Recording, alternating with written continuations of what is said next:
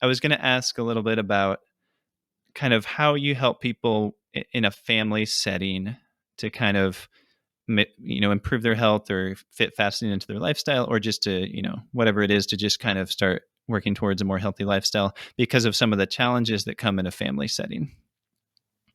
Yeah, so definitely, especially parents, it can be tough because you have very tiny humans that you definitely don't want to be firing up the stovetop, or taking hot stuff in and out of the oven, and they need to eat. Mm-hmm. Eating invokes growth, and in little humans, you want them to grow into proper size humans, so they do need to grow. So parents struggle a lot with a few reasons. So they've got to cook on their fasting days, do food prep, and especially parents of younger kids who have karate practice, soccer practice, swim, dance, all these activities.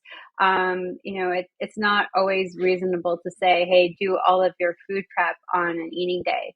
So some of the hacks is, well, one, if you can swing it, eating days are great days to do food prep, or just sort of doubling up on your eating day. So if you know that you are going to be fasting, say Tuesday, but on Monday you're cooking, then make extra. So Tuesday people are having leftovers. And so Mm-hmm. many parents actually are head cooks at home. They actually prefer to do 2 48-hour fasts a week as their therapeutic protocol, because then they're only missing dinner with their family twice a week. And it's only 2 times a week that their family might be eating leftovers. So there's not a whole lot complaining from everybody at home. Twice a week leftovers is no big deal in the scheme of 7 nights of dinner. And it's only Mm-hmm. 2 times a week that you're not, or you're trying to sit there while they're eating dinner, or you're staying away from them while they're eating dinner. So the 2 48s is a really popular strategy for those with families. But one thing that works well in general is just doing meal prep in the morning time, fasting day or eating day, because our appetite really just isn't there in the morning time. I do almost all of my food prep throughout the week in the mornings, fasting day or eating day, Mm-hmm. really getting it in. On the weekend, my husband definitely helps. On the weekdays, he's got a crazy commute into work. His days are long, and I work from home, so I tend to take it on. And morning times, I'm just there. I'm there with my cup of green tea in the morning time. My appetite's not there. I'm not, looking to pick at the food. So I can just do all of the food prep for whatever I need, whether I'm breaking my fast later that day or then the following day. But morning times are golden. So we'll usually encourage, parents, if you can wake up, half an hour early, do that food prep in the morning time when the appetite's non-existent. So many people report that just working for them. The kids are still in bed and the appetite's not there, so they're not snacking or grazing as they're doing that food prep anyways. So those are big things.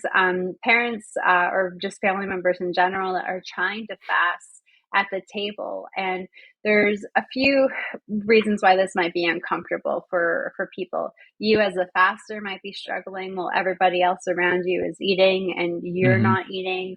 Or a lot of parents, they'll worry about mixed messages to children and eating, and especially those with younger daughters and body image issues don't necessarily are worried about disordered eating patterns.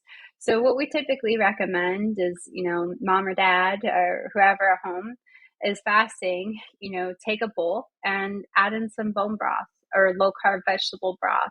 You could even chop up some fresh parsley, sprinkle it with salt and pepper, take a spoon, and then it's like mom and dad, or mom's having her special soup for the night.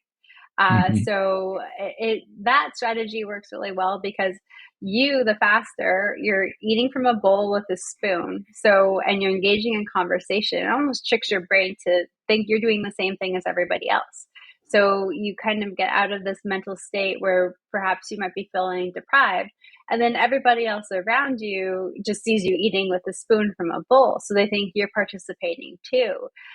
You're just eating something different than what they're eating. And that sort of calms a lot of the concerns that happen with an individual trying to fast at a mealtime.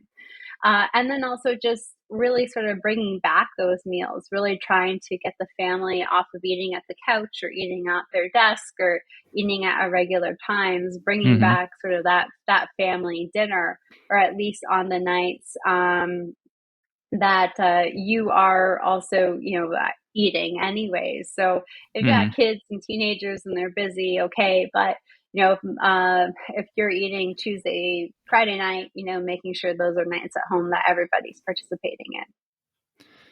Yeah, those are some golden tips right there that I've heard some of those before, but not all of them. So yeah, finding the right schedule. You mentioned like the 2 48-hour fasts where you don't have to skip as many dinners. Doing food prep in the morning. That's a really interesting one.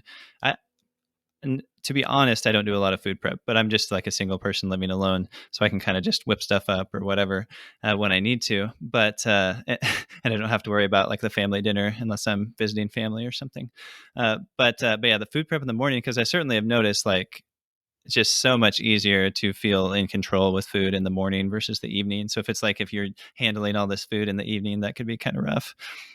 So that sounds like a great tip. I like the idea about the broth at the dinner. If you want to have just eat, quote unquote, eat something different. So you're still participating in the meal with the family.